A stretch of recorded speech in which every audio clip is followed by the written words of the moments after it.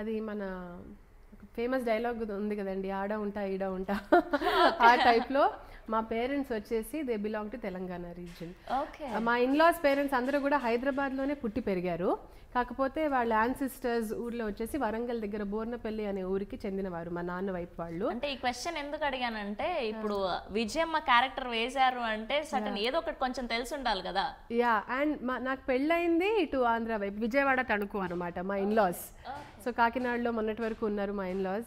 So అటు ఇటు I'm lucky అని చెప్పుకోవాలి, రెండు కల్చర్స్ ఉన్నందుకు. సో ఎలా సపోర్ట్ చేస్తుంది ఫ్యామిలీ దేనికి?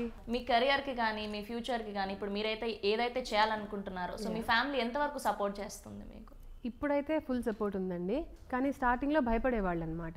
తెలియని ప్రపంచం కదా, అందరూ అంటే ఇంజనీరింగ్, మెడిసిన్, అకాడమిక్ బ్యాక్గ్రౌండ్తో ఉన్నవాళ్ళు అస్సలు తెలియని ప్రపంచం. అమ్మాయి ఏమో ఇందులో ఇంట్రెస్ట్ చూపిస్తుంది, అర్థమయ్యేది కాదు.